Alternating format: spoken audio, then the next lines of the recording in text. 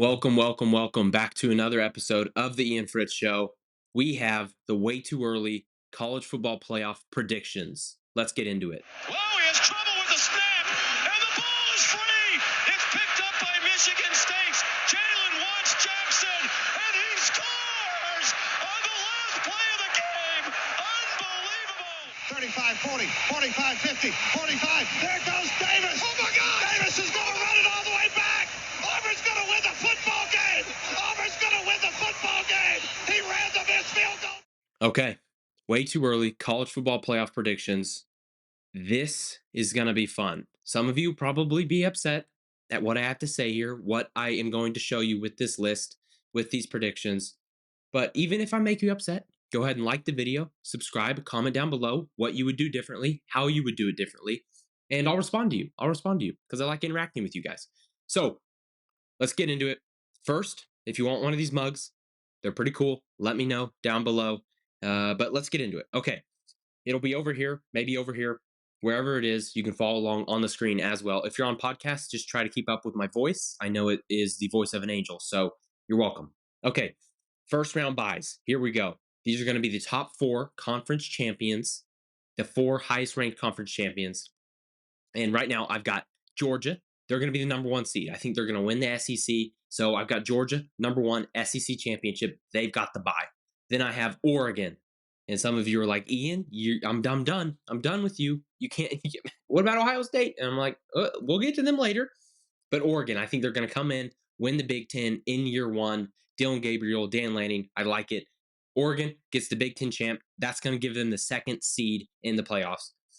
And then we have the third seed, and this is where it gets a little trickier, I think, because you've got a whole new Big 12 wide open conference. I mean, wide open conference. A lot of teams returning a lot of talent in their respective teams. Coaches staying, coaches from every position coach staying on a lot of those teams in the Big 12, ACC as well. But I've got Utah, the Big 12 champ. They're going to be the number three seed. I see them losing maybe one game this year, and I think that's good enough to get them the number two seed.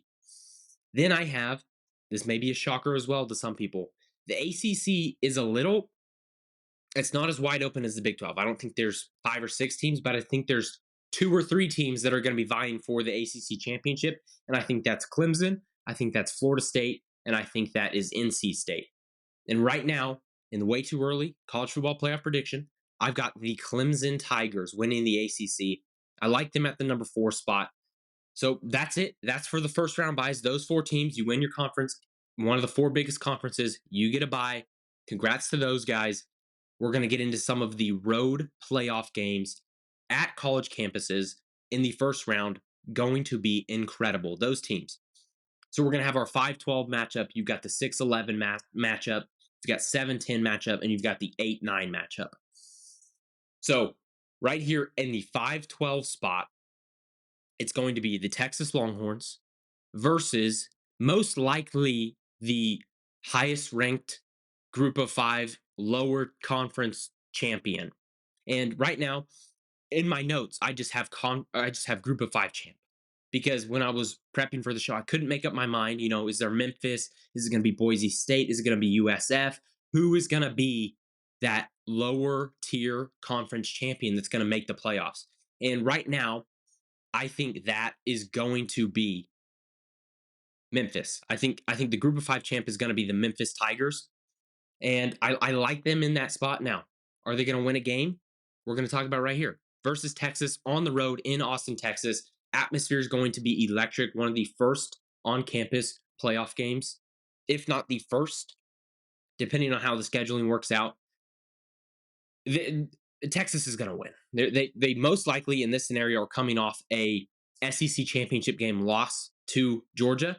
However, if they got to the SEC championship game, that means they're playing some pretty good football, getting to the SEC championship game in their first year.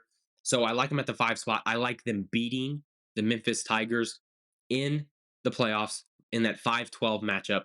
Give me the Texas Longhorns to move on to that second round. All right, moving right along. We have the Ohio State Buckeyes versus Ohio State is the 6th seed. Now, I think they're the 6th seed because I think they make it to the Big 12, Big 12, Big 10 championship game. And I think they play Oregon. That would be their second time playing Oregon this year. And I think, a lot of these matchups could happen again. Now, a lot of people out there think that once you have one matchup, you shouldn't have to see that matchup ever again. That's horrible for the sport. And I can see that to an extent. However, this is a completely different. If they played in the Big 10 championship game after they played regular season, we see that. But they could possibly play for a third time, and that's where it gets a little iffy. But right now, Ohio State, they're the sixth seed because they lost that Big 10 championship game. And I have them playing the 11 seed Oklahoma Sooners. And some of you may say, Ian, Oklahoma, have you seen their schedule, dude? Have you seen it? Their over under win total was 7.5. And I would take the over right now, obviously, because I have them in the playoffs. I think they win 9 games, and I think that's good enough to get them at the 11 spot in the playoffs this year. I think they win 9 games, gets them to the playoffs in the 11 seed. And if you don't know anything about the Sooners, 5-star quarterback Jackson Arnold, Brent Venables' third year, returning basically all of their defense. And I think that's going to be the key for them. Their entire defense returning, keeping them in games in the SEC. And it's going to be a showdown. It's going to be a showdown at the Horseshoe in Ohio when they have to play this game. Road playoff game. The last time OU went up to Ohio State, Baker Mayfield waving that flag around, boom, planting that flag in the O. Iconic moment in college football. Do they do it again? Does Jackson Arnold get that flag, wave it around, boom, plant it in the middle of the O in the playoffs? Or does Will Howard, does he wave that O around in his first year in an Ohio State uniform with Ryan Day? Do they win a playoff game? Do they win a playoff game against the OU Sooners? And the answer is, for most of you, probably yes. However, college football, unpredictable. And that's the whole thing with the college football playoff. Way too early prediction. You can't just go with what you think is going to happen, what is most likely to happen. One, because that wouldn't be as fun. Two, college football is unpredictable, and there's going to be some unpredictable stuff happening in a 12-team playoff. The higher seed's not going to win every game. And if it does, come back to this video in 8 months' time and say, this idiot, look at him saying the higher seed's not going to win every game. They're not going to. And this right here, the first upset in the history of the 12-team college football playoff era, is Oklahoma going to the Horseshoe, going to Ohio State, and beating the what is quite possibly the most talented team in the country this year. OU's going to go up there and beat the Buckeyes. It's going to happen, ladies and gentlemen. And if it doesn't, I didn't say that. Moving right along, we have the 7 versus the 10 seed. We've got Notre Dame in the 7 spot, and we've got Penn State in the 10 spot.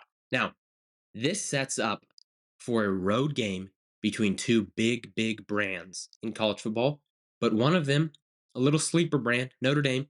You go to a Notre Dame game on the road in the playoffs, those fans making their probably most likely, and the caveat with Notre Dame is they can't be a top 4 seed. Even if they go 12-0, they can't be a top 4 seed. The highest they can get is 5th. They cannot be a top 4 seed because they're not in a conference. They don't have that conference championship to get them in the top 4. Sad, but it's reality. So I think the highest they get this year is probably that 7 spot. I think they drop 1 game, but I think they're good enough to rally around their coach, Marcus Freeman, and give their fans a good product this year and get to the 7 seed, which lands them in a matchup with the Penn State Nittany Lions. Now, Drew Allar, second year up there for Penn State, technically his third year, but second year starter. I think he's going to do some good things, and I think Penn State loses 2 games this year. It slots them right into the 10 spot, slots them right in there. They would have been in the playoffs 5-6 times in the 14 or in the when we had the 4-team era. If we had a 12-team playoff, they would have been in it 5-6 times. They're a huge winner in this system, as is Notre Dame. As is Notre Dame. But you're going to Notre Dame. You're going in December. You have one of the most passionate fan bases in all of college football, probably a top 4 or 5 brand in college football. You're going to their stadium. No chance. No chance. Fighting Irish? That guy, he's going to get it done. He is going to get it done. He's probably sitting on the sideline right now, just pumping their team up. Give me Notre Dame in the 7 versus 10 matchup. That stadium atmosphere, That's on my bucket list. Top three stadiums I want to go to as a college football fan on my bucket list. Can we get to that game in December if it happens? If I'm going to say it right now, if Notre Dame and Penn State are playing as a 7 versus a 10 seed in the 2024 college football season, I'm going to that game in Notre Dame. I'm going there and I'm going to be there. And you have to hold me to it. But give me Notre Dame to win this game. It's going to be rocking in that stadium. Can't wait to be there. Okay, that gives us the 8 versus 9 seed, the last home playoff game for one of these two teams this year is going to be the Ole Miss Rebels versus the Alabama Crimson Tide. Now, Ole Miss, they have a very workable schedule this year. I think they are a lock to make it to the college football playoff this year, regardless of what seed they are. I think they are in. I think they're one of 5 teams that I can say they are making the playoffs. Those one of 6 teams, probably 7 teams. You've got Georgia. I think they're a lock. You have Oregon. I think they're a lock. Excuse me. And I think Ohio State's a lock. I think Texas is a lock. I think Ole Miss is a lock, and I think Notre Dame's a lock. So that's 5 or 6 teams right there that I think are guaranteed to make the college football playoff this year. Write it down. I don't know what seed they're going to be, but I think those 6 teams are going to be in the playoffs. Ole Miss is one of them. I have them at the 8 spot right now. They get a home playoff game versus Alabama the year after Nick Saban leaves. Kalen DeBoer is having to take his crew, his team into Ole Miss and go win a playoff game there. Lane Kiffin against his former team. He gets it done. He gets it done. And the thing is, with these home playoff games, they're going to be college football atmospheres times 10, in my opinion. I may be wrong. Some people will get mad at me for saying that. However, this is going to be the first year of this. The first year of playoff games on campus when it's cold, when it's football weather. All these games outside. They are outside. We're not playing in domes. We're not playing in concrete stadiums. Weather's going to be a factor for a lot of these games. For a lot of these games in the first round, weather could be a major factor. Notre Dame, Penn State could be snowing. Could be snowing in that game. How great would that be? It would be fantastic. It would be fantastic. But in the Ole Miss Alabama game, give me Ole Miss. I like them to move on. I like Lane Kiffin to get it done with his veteran roster. Now he's got a lot of different parts. It's not one. It's kind of like a car. You fix up a new car or an old car. It's got a lot of old pieces. It's got that old vibe to it.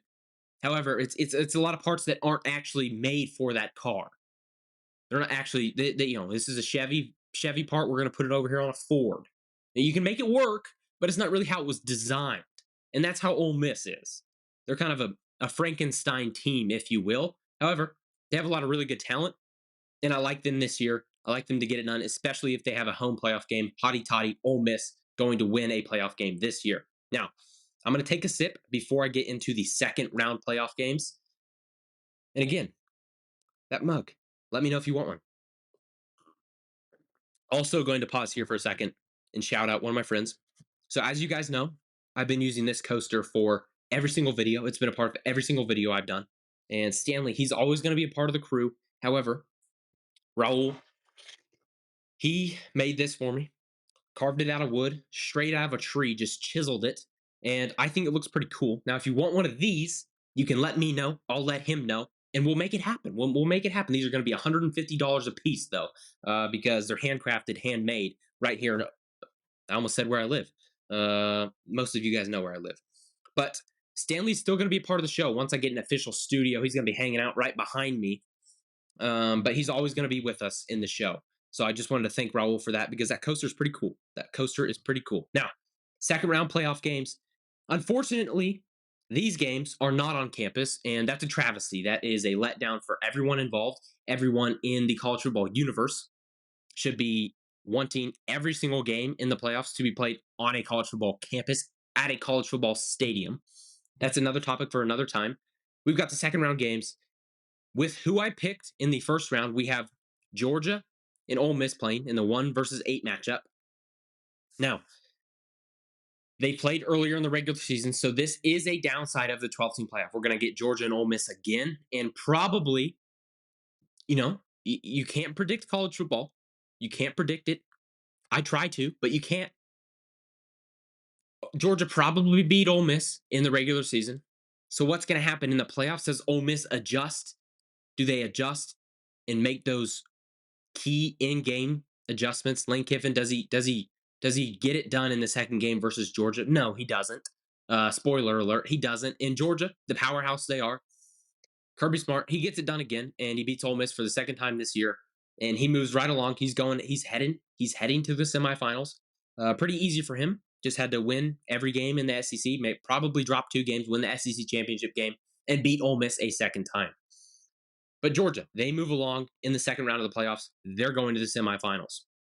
In the 2 versus 7 game, I had Oregon winning the Big Ten, so they get that 2 spot. And I had Notre Dame beating Penn State in that 7 versus 10 matchup. So we've got Oregon versus Notre Dame.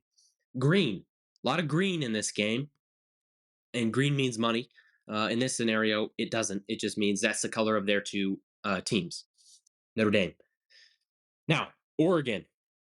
I think Dan Lanning has a historic year next year. Spoiler. He gets it done versus Marcus Freeman. I think Notre Dame's story run next year. I think they have an incredible run in 2024, but it runs out. The magic runs out from that Notre Dame Fighting Irish. Their gold pot empties in the second round of the playoffs versus the Oregon Ducks. Give me the Ducks, quack quack, to beat Notre Dame in the second round of the college football playoffs this year. Okay, now, this is where it gets a little interesting right here. Utah and Oklahoma, the 3 versus 11 seed. Now, it could have been the 3 versus 6, but I had OU upsetting Ohio State to get to this spot. Now, you're playing Utah, veteran team, veteran coach Kyle Whittingham, one of the oldest coaches in all college football. He's been at Utah for about as long as I can remember, longer than I've been alive. Spoiler. I know I look super old. But we've got Utah, Oklahoma. Again, OU doesn't have to go to Utah and play this game. That is a key in these second round playoff games. That is a big, big factor. You're not playing with that home crowd anymore. You're not playing with that home crowd anymore. You're playing in a neutral site in a concrete jungle that they've made for billions of dollars, and it's sad. But you get Utah, Oklahoma, again, red versus red. That's a color theme that I've had in this second round of the playoffs here. I just noticed that actually. Georgia, Ole Miss, red, red. You got Oregon, Notre Dame, green, green. Utah, Oklahoma, red, red. Wow, that's pretty cool. Okay, the Utes. Do they win a playoff game? Their first time making college football playoffs. They make it as a 3 seed in their new conference, going up against a team that ran the Big 12 for a decade. Does OU, in their first year in the SEC, do they win multiple playoff games? Do they beat the conference champion from the conference they just left? They do. They do. Oklahoma, they're the Cinderella story of the first 12-team playoff. And I know what you're saying, Ian, this isn't college basketball. There's no Cinderella team. And I'm going to say to you, there is a Cinderella team. One, because it hasn't happened yet, and we can say what we want to say. And I'm going to, because I think there's going to be a Cinderella team this year. And I'm going out on a limb and thinking, you know what? It's going to be a team that nobody's really talking about. They're not getting that national recognition right now. It's going to be one of those type teams, and it's going to be OU. They get it done. They beat Utah. They beat Ohio State. They're going to the college football playoff semifinals in the first year of the 12-team era. It's going to be incredible. And again, in the 4 versus 5 matchup, I said it again, we have another color on color matchup, the Clemson Tigers versus the Texas Longhorn. It's a different shade, but orange is orange, okay? And orange is not my favorite color. Just going to throw that out there. Clemson versus Texas. This is a fun game. Cade Klubnik, Dabo Sweeney, Dabo. I like them in the third year together. I like them to develop a little bit more. And I like Cade Klubnik. That's why they win the ACC. That's why they have the 4 spot in the college football playoffs this year. But, but, the Longhorns and Quinn Ewers, Steve Sarkisian, third year together with Quinn Ewers. Continuity is something I really like, and they showed us they can do it last year. Cade Klubnik, Clemson, they didn't show us they could do it last year. They improved throughout the year, and that's why I think they're the 4 seed next year. However, I think that runs out in the second round of the playoffs versus the Texas Longhorns next year. I think Texas gets it done, and they move on to play the Georgia Bulldogs in the semifinals. Now, our semifinal games, unfortunately, again, they are not on campus. Let me take a sip here. I just stared down the camera while I took that sip. If you're listening on podcast, if you want to go clip that, go ahead and do that. Semifinal games, all also not on campus. Travesty. We need to get these games on campuses immediately. Okay, semifinal games. We have the one seed Georgia Bulldogs doing what they said everybody would do. Georgia's getting there. Texas as a five seed, maybe you get there, maybe you don't, but they do in this scenario, in this prediction. They get there in the way too early college football playoff predictions. Now, we had this game during the season. It was in Austin, Texas, and again, it's one of those games where Georgia, both of their playoff games in this scenario, they're playing Ole Miss, beat them in the regular season. Texas, maybe they beat them in the regular season, maybe they didn't, but they're playing them again. They're playing them again. So both of their playoff games, they've already played that team that year. And that's a little sad, but at the same time, we're getting it late in December, and that's kind of exciting. So it's a give and a take. I wouldn't like Georgia to play a team they've played every single time in every single round of the playoffs. That would kind of water it down for me. But nothing I could do. This is how it worked out for me, and this is what I'm giving you guys. Georgia versus Texas. I think Georgia wins it. I think they're just too good. They're just too good that they're not going to lose to Texas. They're not going to stumble against Texas this year. It's not going to happen. I know Quinn Ewers, Steve Sarkisian. I just said 3 years together. I like the continuity, but I think Carson Beck is going to be one of the best quarterbacks going into next year, and I think he gets it done against Quinn Ewers in the semifinals. Georgia, back to the promised land, back to the national championship. Now, who are they going to play? We've got Oregon, the 2 seed, and we've got Oklahoma as the 11 seed, making it to the semifinals. That's crazy. That's crazy, but it happened. It happened, and don't get mad at me. You can, but don't. Oregon. Now, I think Oklahoma. I think they're going to shock some people this year. They're making it to the semifinals as an 11 seed in the first year of the 12-team playoff era. Wow. How do they do that? Do they get it done against Oregon? No. Unfortunately for OU and all the Sooner fans out there, they don't get it done. The Ducks, quack, quack, they get it done as the 2 seed. They get it done, beat Oklahoma. Dylan Gabriel beats his former team and moves on to the national championship game against the Georgia Bulldogs. And championship game, we've got Georgia, number 1 seed, versus Oregon, the number 2 seed. And some of you are saying, "What? All Ian? You could have done 12 seed versus 11 seed. What are we doing here?" And what I'm doing here is I'm doing a realistic playoffs here. And unfortunately, the most realistic scenario is probably going to be the top 2 teams make it to the championship game because they were the best 2 teams that year. Shocker, I know. But we had an 11 seed make the semifinals, so you can't get completely upset with me. Or you can if you're like, Ian, you can't have an 11 seed make the semifinals. Well, I can do what I want. It's my show. Okay. Championship game. Georgia, Oregon. Who is going to win? Who's going to win? Well, it's too early to tell. No, I'm joking. Most of you would think Georgia Bulldogs, powerhouse, they're going to get it done. They're going to win a third national championship in the last 4 years. Kirby Smart, he is the new Nick Saban. It's his era. Nick Saban's gone. He is the king of college football. And I would like to say, whoa, whoa, whoa, whoa, whoa, whoa, whoa, whoa, whoa. Who has the Heisman Trophy winner? Georgia? No, they don't. Oregon? Oregon has the Heisman Trophy winner? Give me that guy. Yeah, you heard it here first. Dylan Gabriel, the Heisman Trophy winner in 2024, he beats Georgia, beats the Georgia Bulldog dynasty, along with Dan Lanning, in the 2024 national championship, 2025 national championship game. The Heisman Trophy winner, Dylan Gabriel, and Dan Lanning, and the Oregon Ducks are the 2025 national champions. Congrats to the Oregon Ducks and that fan base. You heard it here first in February 24th, or whenever you listen to this. Congrats to Oregon fans out there. You guys did it. You earned it. You have a Heisman Trophy winner. You have a national championship. And the 12-team playoff era was good to you. In the first year, it was very, very good to you. And I think, looking back on it, having just gone through the entire 12-team playoff era, looking back on it, it was awesome. And if we move to a 14-team playoff, I don't I don't want it, but I'm going to live with it and I'm going to watch the football games. And that's where I'm at. But we got Georgia Oregon national championship game. Oregon takes it down. Dylan Gabriel, way to go out for his senior year. Incredible stuff from him. and Oregon wins the national championship game. If you guys disagree with me, let me know in the comments down below, and you'll probably be upset. But there's nothing you can do because this is what's going to happen, and I'm telling you like it is. There's going to be a Cinderella team, and in my scenario, it's going to be OU. And there's going to be a team with a Heisman Trophy winner, and he's going to win the national championship, and that's the Oregon Ducks. So thank you guys for watching. And if you want to comment down below if you want one of those mugs, let me know. I'll get you one. And if you wouldn't mind, subscribe to the channel, follow me on Twitter, and thank you guys for watching. Tell everybody you know, Ian Fritz Show. Ian Fritz Show. Go watch his videos; they're fun.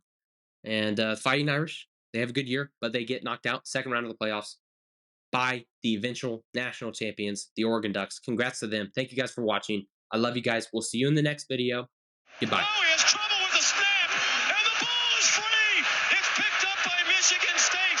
Jalen Watts Jackson, and he scores on the last play of the game. Unbelievable. 35, 40, 45, 50, 45. There